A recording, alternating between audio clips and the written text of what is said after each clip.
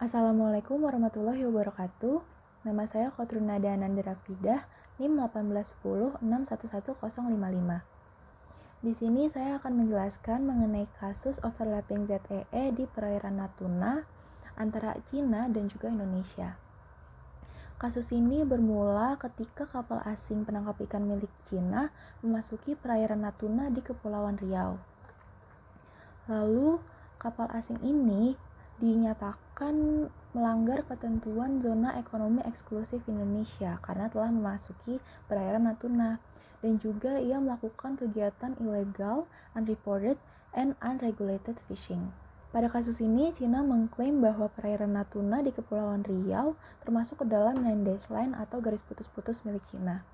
Dengan ini, pemerintah RI menegaskan bahwa menolak pernyataan tersebut karena Kepulauan Indonesia itu sesuai dengan keputusan United Nations Convention of the Law of the Sea atau biasa kita sebut sebagai UNCLOS 1982.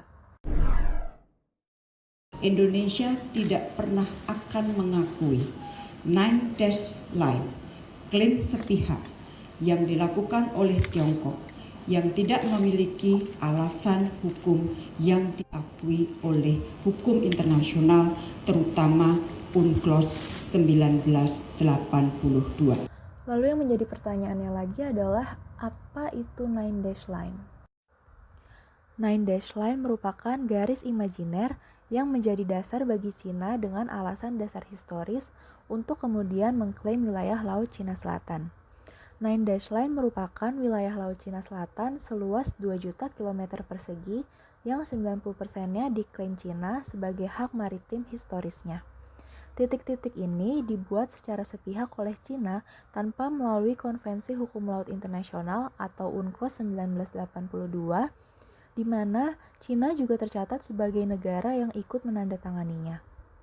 Menurut UNCLOS 1982, negara memiliki kedaulatan atas perairan yang membentang 12 mil laut dari wilayahnya, dan juga memiliki kontrol eksklusif terhadap kegiatan ekonomi yang berjarak 200 mil atau biasa kita sebut sebagai ZEE.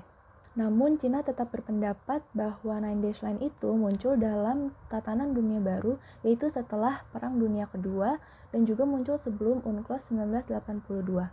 Tentu saja pemerintah RI semakin menolak karena alasan klaim historis tersebut tidak diakui oleh hukum internasional, terutama pada UNCLOS 1982.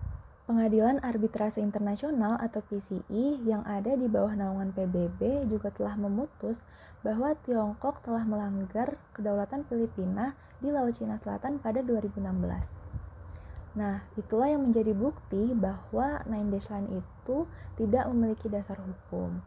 Jadi, klaim Tiongkok atas Natuna ZEE Indonesia itu menjadi tidak sah. Dalam hukum internasional, kasus-kasus seperti ini itu dapat diselesaikan dengan cara perundingan maupun negosiasi. Ketentuan UNCLOS yang mengharuskan negara untuk berunding itu terdapat pada pasal 83 dan juga 74. Pasal 74 menjelaskan mengenai penetapan ZEE antar negara yang pantainya berhadapan atau berdampingan harus dilakukan dengan persetujuan berdasarkan hukum internasional sebagaimana tercantum dalam pasal 38 Statuta Mahkamah Internasional untuk mencapai penyelesaian yang adil. Lalu pada pasal 83 dijelaskan bahwa penetapan garis batas landas kontinen antara negara yang pantainya berhadapan atau berdampingan harus dilakukan dengan persetujuan berdasarkan hukum internasional, sebagaimana tercantum dalam pasal 38 Statuta Mahkamah Internasional untuk mencapai penyelesaian yang adil. Sekian penjelasan kasus mengenai overlapping ZEE tersebut, kurang lebihnya mohon maaf. Wassalamualaikum warahmatullahi wabarakatuh.